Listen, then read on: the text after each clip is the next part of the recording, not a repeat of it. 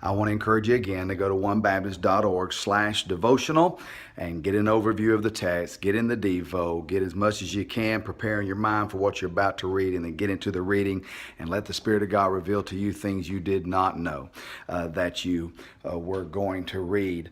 You'll see the Christ revealed section there. Again, how you see Jesus pictured in Solomon, one of many, many times that we've made reference to that.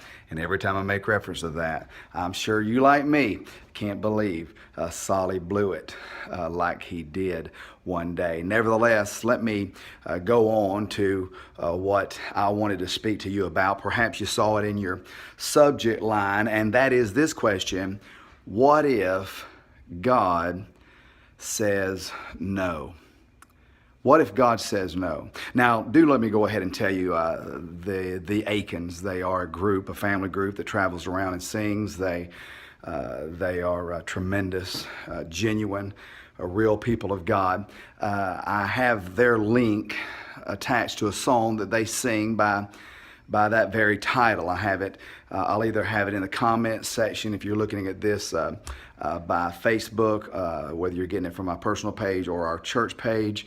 If you are watching this via our YouTube channel, then you can find the Aikens also on a YouTube channel, or either you can go to the Aikens and check them out online. But I didn't get the title from them, though it is a tremendous song that they wrote and that they sing. It will minister to your heart. It'll kind of add maybe some closure to what I'm about to say to you. But I got the thought as I was reading the Devo, and I got to 1 Chronicles chapter 22, and I read these words. Now, this is David who is writing this to or speaking to his son. Now, do let me say, God says no to many different things.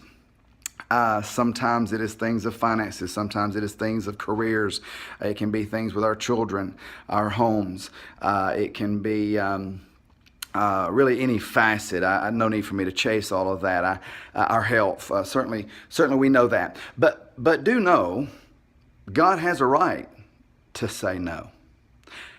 For a believer, we champion the verse that says, we are not our own. We've been bought with a price. And we champion the fact that we've been bought with a price. But what about that part that says we're not our own?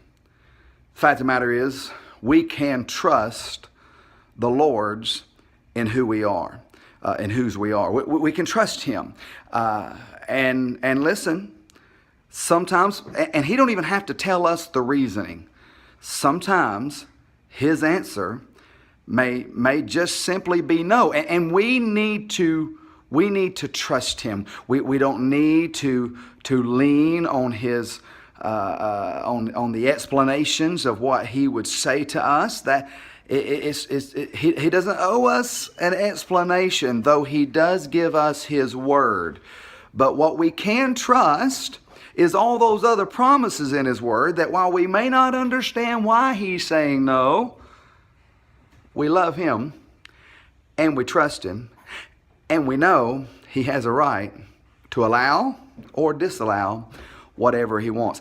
I'm bringing it up because so often when He does say no, people will pout on God, get mad at God, go out and taste sin for a season as if they're going to prove something to God, and that could not be further from what we need to do.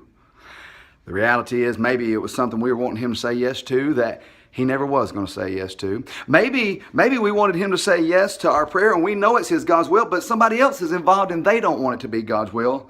Again, I say, just trust Him. I read to you 1 Chronicles chapter 22, verse 7. David said to Solomon, "My son, as for me, it was in my mind." And he goes on to say something. And he says, "But the word of the Lord came to me, saying..." Now, listen, that in his mind was what he wanted to do. The word of the Lord came and saying why he wasn't going to be able to do it. And my point is just this, that it didn't put David out. David trusted the Lord anyway, and he even aided the doing, even though it wasn't him who was able to do it. May we learn from that. When God says no, you can trust Him.